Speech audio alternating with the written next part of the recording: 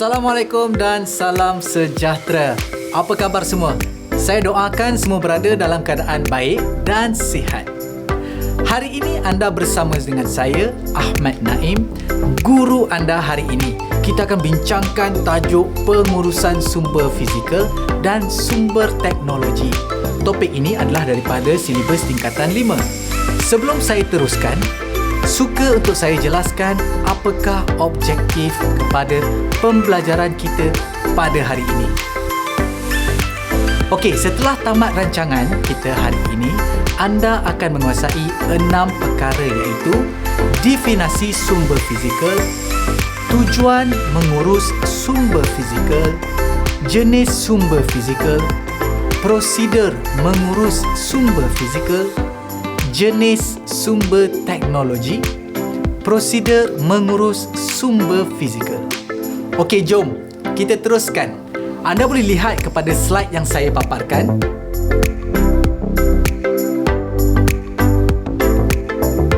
Baiklah, mesti anda pernah lihat 6 gambar-gambar yang dipaparkan. Betul tak? Ya, betul. 6 gambar tersebut merupakan sumber fizikal. Sekarang kita lihat apakah sebenarnya yang dimaksudkan dengan sumber fizikal. Sumber fizikal didefinisikan sebagai aset yang berbentuk ketara atau nyata untuk dimanfaatkan oleh sesebuah organisasi bagi menjalankan perniagaannya. Okey, jom kita lihat semula satu persatu daripada 6 sumber fizikal yang perlu ada dalam sebuah organisasi bagi memastikan organisasi dapat beroperasi dengan sempurna. Bangunan adalah tempat untuk menjalankan perniagaan. Kemudahan pula ialah kelengkapan infrastruktur untuk menguruskan perniagaan. Keadaan bangunan yang selamat dan kemudahan yang sempurna dapat memastikan operasi sesebuah perniagaan berjalan dengan lancar. Okey, jom kita lihat sumber fizikal yang kedua, ialah kilang dan mesin. Kilang ialah tempat untuk memproses bahan mentah kepada produk siap. Mesin pula ialah jentera yang digunakan untuk memproses bahan mentah tersebut. Jadi, penyelenggaraan kilang dan mesin dapat membantu organisasi mengeluarkan produk siap dengan cekap dan berkesan. Okey, seterusnya ialah peralatan teknologi maklumat dan komunikasi. Peralatan teknologi maklumat dan komunikasi merujuk kepada semua peralatan yang digunakan dalam operasi sesebuah perniagaan. Peralatan ini termasuklah peralatan multimedia, komputer riba, mesin cetak, mesin fax, telefon pintar dan sebagainya. Pengurusan peralatan teknologi maklumat dan komunikasi yang baik dapat mempercepatkan dan menyenangkan urusan perniagaan. Okey, stok pula ialah barang siap yang disimpan dalam stor atau gudang dan sedia untuk dijual. Pemeriksaan stok harus dilakukan secara berkala untuk memastikan bekalan stok sentiasa ada dan berterusan apabila diperlukan.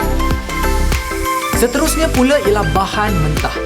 Bahan mentah ialah bahan asas yang digunakan untuk mengeluarkan barang siap atau barang lain.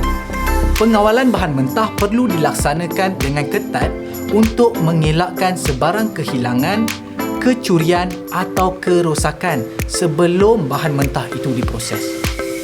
Akhir sekali adalah produk siap. Produk siap termasuk barang keperluan dan bahan kehendak. Pengurusan produk siap harus dijalankan dengan sistematik untuk memastikan produk itu sentiasa berada dalam keadaan yang baik serta kualiti terjamin. Okey, sekarang anda sudah jelaskan berkenaan dengan 6 sumber fizikal. Jadi sekarang kita teruskan lagi dengan bagaimana cara untuk menguruskan sumber fizikal tersebut.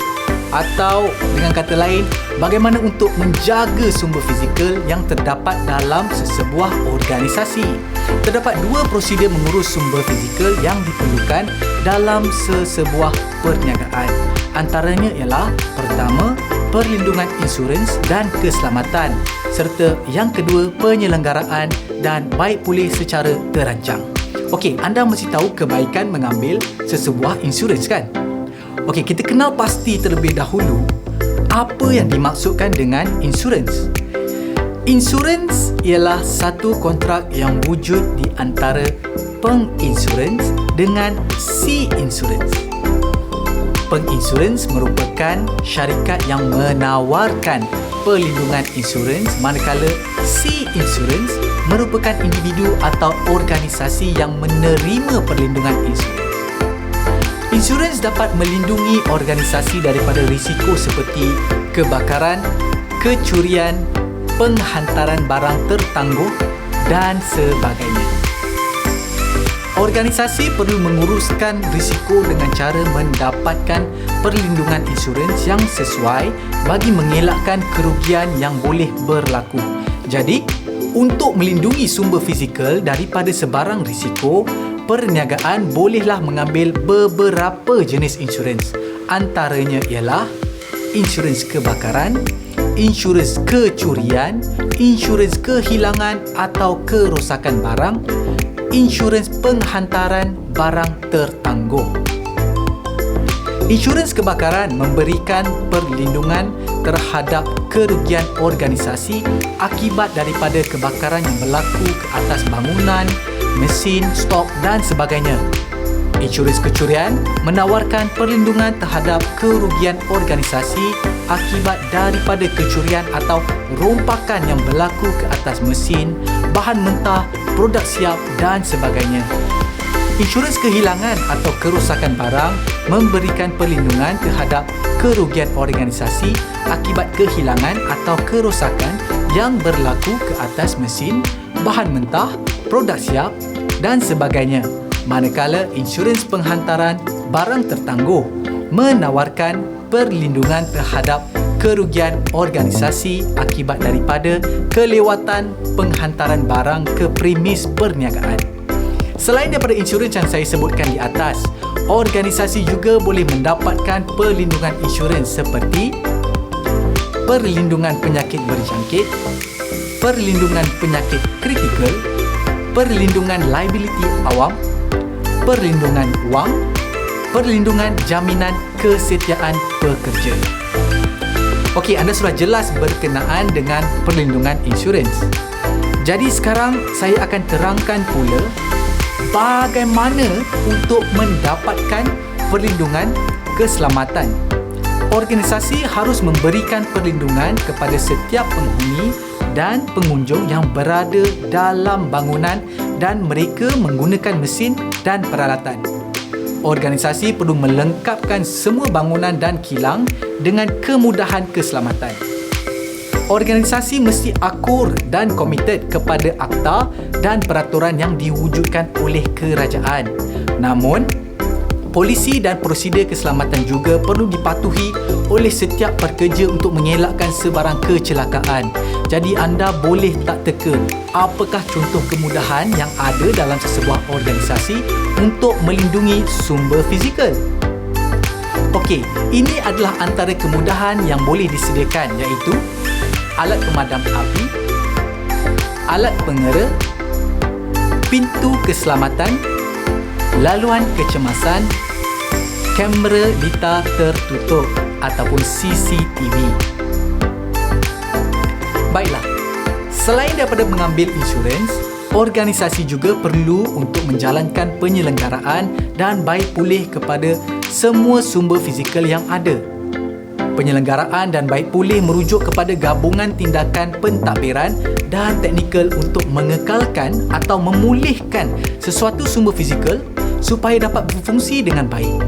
Penyelenggaraan dan baik pulih secara terancang perlu dilakukan oleh organisasi secara berkala terhadap sumber fizikal. Baik, anda tahu tak mengapa sumber fizikal perlu diselenggara? Okey, ada banyak sebab ya.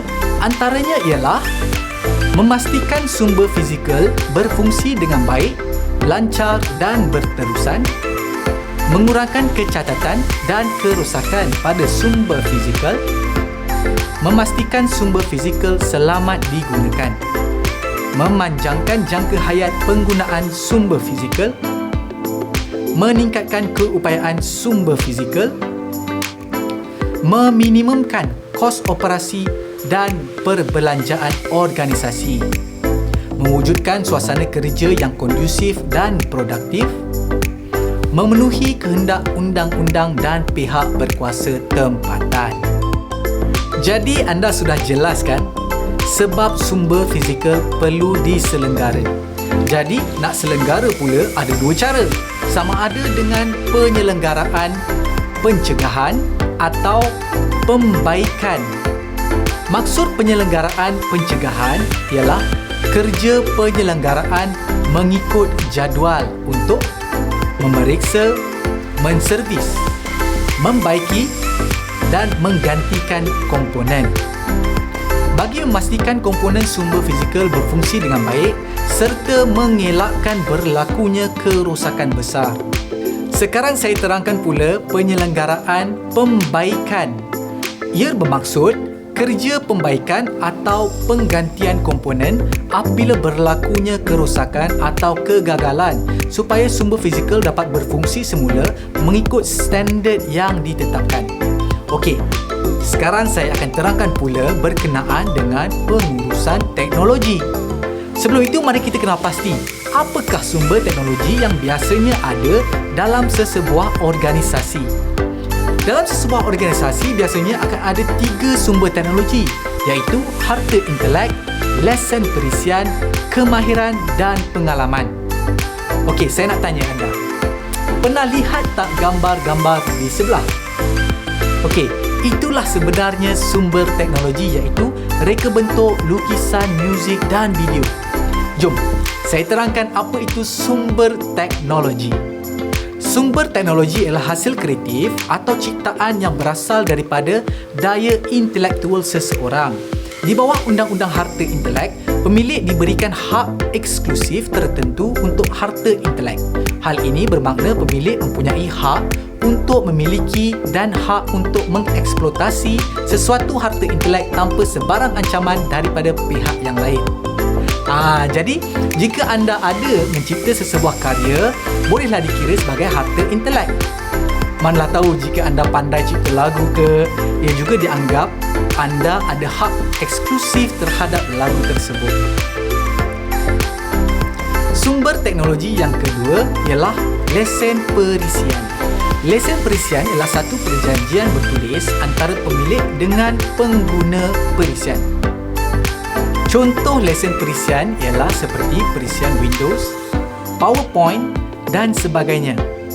Pengguna yang menggunakan perisian tanpa lesen, misalnya menggunakan perisian komputer yang dicetak rompak, akan tersabit dengan jenayah perdagangan. Jadi jangan sesekali guna perisian yang dicetak rompak tau, kerana ia satu kesalahan yang besar. Belilah yang sah walaupun harganya agak mahal sedikit dari yang cetak rompak. Jadi, setiap organisasi harus menggunakan perisian yang berlesen atau sah supaya tidak dikenakan tindakan undang-undang serta dapat menjaga nama baik organisasi. Okey, seterusnya, selain harta intelek dan lesen perisian, kemahiran dan pengalaman juga merupakan harta intelek bagi sesebuah perniagaan. Anda, apakah yang dimaksudkan dengan kemahiran dan pengalaman? Okey, jom saya terangkan. Kemahiran dan pengalaman yang ada pada pekerja sangat penting kepada sesebuah organisasi. Pekerja boleh memperolehi kemahiran dan pengalaman melalui bidang tugas yang dicuburi dalam organisasi. Biasanya, pekerja yang memiliki kemahiran dan pengalaman akan dibayar gaji yang lebih tinggi untuk mengekalkan mereka bekerja dengan organisasi.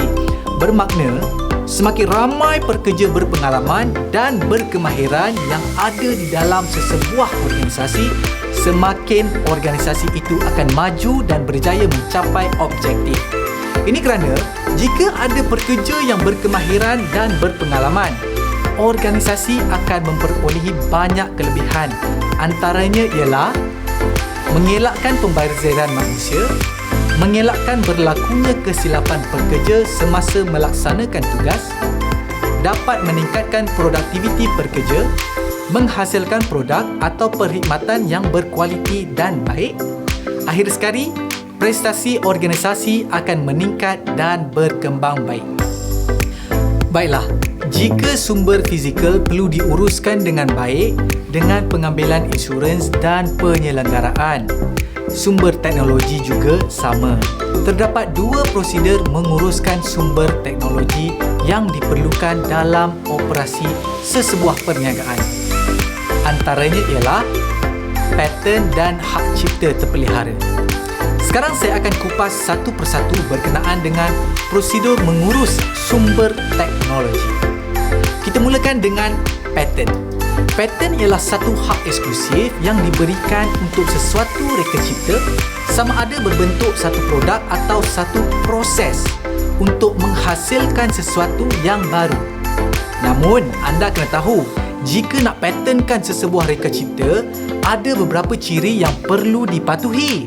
Antaranya ialah baharu, iaitu reka cipta itu masih belum dizahirkan kepada orang ramai. Kedua, merupakan langkah-langkah untuk mereka cipta. Ketiga, boleh diaplikasikan di mana-mana industri. Pendaftaran paten adalah penting kepada organisasi disebabkan reka cipta mereka dapat dilindungi oleh undang-undang. Oleh itu, sebarang penyalahgunaan atau peniruan produk atau proses yang telah dipatenkan boleh dikenakan tindakan undang-undang. Organisasi yang mendaftarkan paten boleh mengeksploitasi reka cipta yang dipatenkan, menyerah hak atau memindahkan hak paten atau melakukan kontrak lesen. Okey, bagaimana untuk mendaftarkan paten anda? Caranya ialah dengan pemohon boleh mengemukakan permohonan melalui Perbadanan Harta Intelek Malaysia atau dikenali sebagai MyIPO. Apa itu MyIPO? MyIPO merupakan sebuah badan berkanun di bawah kuasa Kementerian Perdagangan Dalam Negeri, Koperasi dan Kepenggunaan KPDN-KK yang bertanggungjawab untuk membangun, mengurus dan melindungi harta intelek di Malaysia. MyIPO mempunyai beberapa peranan. Antaranya ialah memantau pembangunan harta intelektual IT di Malaysia, menggalakkan lebih ramai orang menjadi pemilik harta intelek dan memberi nasihat dalam semakan semula harta intelek dan mengemaskini perundangan harta intelek. Prosedur menguruskan sumber teknologi yang kedua ialah hak cipta terpelihara. Saya akan terangkan apakah yang dimaksudkan dengan hak cipta terlebih dahulu. Hak cipta ialah hak eksklusif yang diberikan oleh undang-undang kepada pencipta karya untuk mengawal penggunaan karya mereka bagi tempoh masa tertentu. Perlindungan hak cipta di Malaysia adalah berasaskan kepada Akta Hak Cipta. Antara karya yang layak mendapat perlindungan hak cipta terpelihara ialah karya sastra, karya muzik, karya seni, filem, rakaman bunyi, siaran dan karya terbitan. Semua karya yang saya sebutkan adalah dilindungi tanpa mengira kualiti dan tujuan karya-karya itu dihasilkan. Namun, semua karya di atas hendaklah dizahirkan dalam bentuk bahan. Sesebuah organisasi perlu memohon hak cipta terpelihara untuk melindungi karya ciptaan yang dimiliki. Hak ini yang akan dapat mengelakkan berlakunya sebarang penyalahgunaan atau peniruan oleh pihak lain yang tidak bertanggungjawab. Semua permohonan untuk hak cipta terpelihara perlu dirujuk kepada MyIPO. Okey, sekarang mari kita kaji pula apa perkaitan antara pengurusan sumber fizikal dan teknologi. Ya, pengurusan sumber fizikal dan teknologi perlu dilaksanakan secara sistematik, cekap dan berkesan. Ini adalah kerana pengurusan kedua-duanya memberi kesan yang mendalam kepada sesebuah organisasi. Oleh yang demikian, organisasi harus memberikan perhatian yang serius kepada pengurusan sumber fizikal dan teknologi supaya operasi perniagaan boleh berjalan dengan lancar. Seterusnya, organisasi akan mencapai kecemerlangan dan sentiasa berdaya saing dan mampan. Pengurusan sumber fizikal dan teknologi mempunyai hubungan rapat dan berkait rapat antara satu sama lain. Baiklah, sebelum kita beralih kepada soalan-soalan pengukuhan, mari sekali lagi saya terangkan rumusan kepada pembelajaran kita pada hari ini.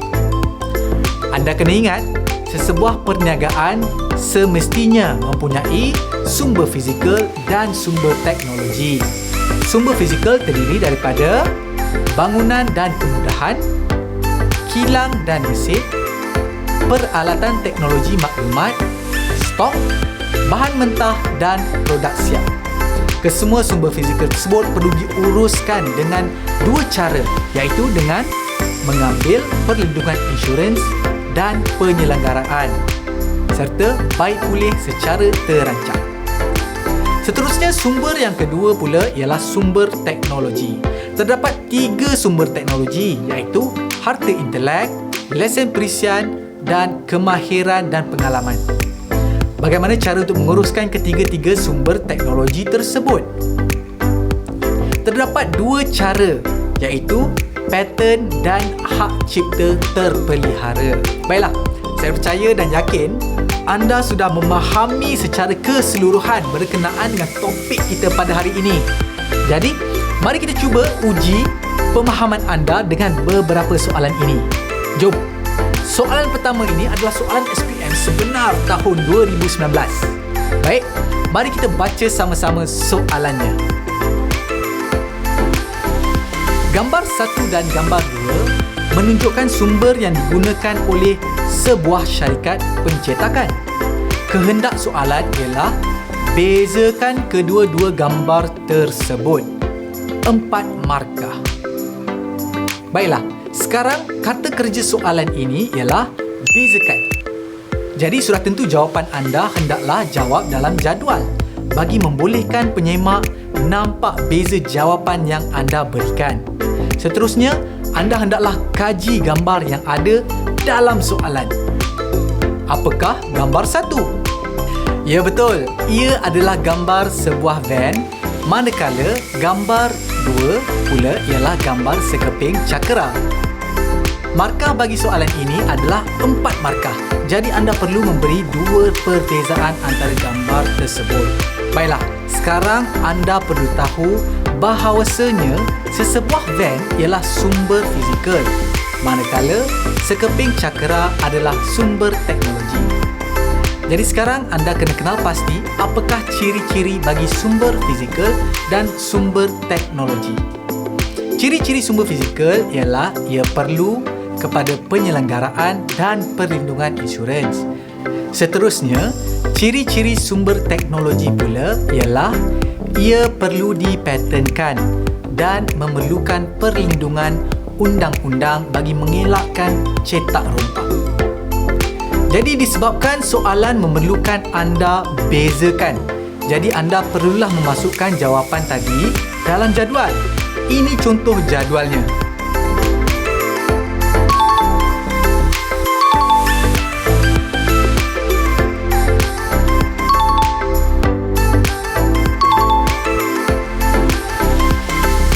Baiklah, mari kita cuba soalan seterusnya.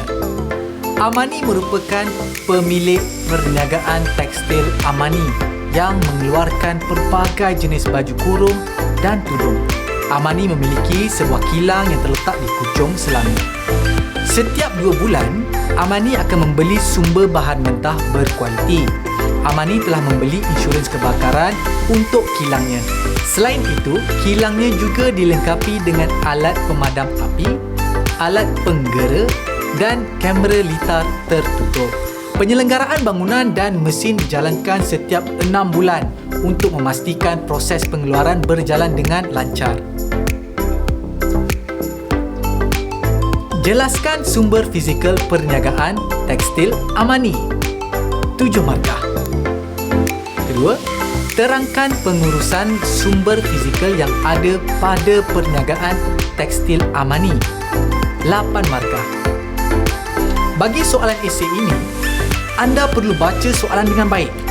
Kenal pasti kata tugas dan kehendak soalan serta jumlah markah yang diperuntukkan bagi membolehkan anda mendapat markah penuh. Sekarang, mari kita cuba jawab. Baik, bagi soalan pertama, soalan menghendaki anda untuk menjelaskan sumber fizikal. Kata kerja soalan adalah jelaskan. Bermakna, anda perlu terangkan fakta dan huraian. Oleh kerana soalannya 7 markah, anda boleh masukkan 3 fakta dan 4 huraian.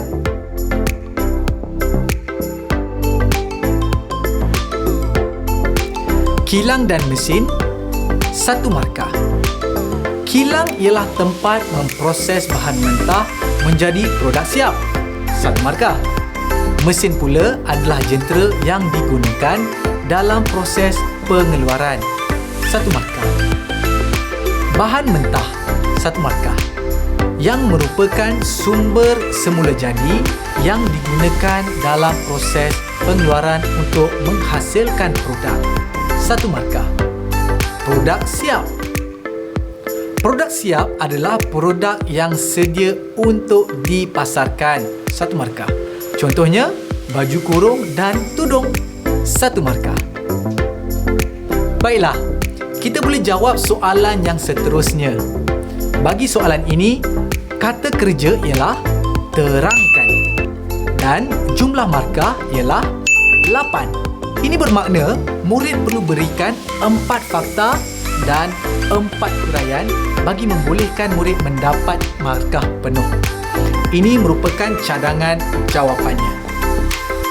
Pengurusan sumber fizikal perniagaan tekstil Amani melibatkan perkhidmatan, penyediaan, perlindungan insurans dan keselamatan. 1 markah. Jenis insurans yang boleh diambil seperti insurans kebakaran. 1 markah. Ini adalah untuk mengelak kerugian akibat berlaku risiko perniagaan. 1 markah. Melalui tindakan ini, majikan dapat memberi tumpuan kepada perniagaan tanpa rasa risau menanggung risiko perniagaan. Manakala, pada masa yang sama, premis perniagaan perlu mempunyai alat pemadam api, alat penggera dan kamera litar tertutup. Pengurusan sumber fizikal yang seterusnya pula melibatkan penyelenggaraan baik pulih secara terancang. Ini adalah untuk memastikan sumber fizikal dapat berfungsi dengan baik. Manakala penyelenggaraan pula dilakukan secara berkala 6 bulan sekali untuk memastikan kelancaran proses pengeluaran. Baiklah, setakat inilah saja pembelajaran kita pada hari ini. Saya berharap semoga anda semua dapat memahami topik pembelajaran kita hari ini dengan baik. Sehingga bertemu lagi dalam siaran yang akan datang. Jumpa lagi.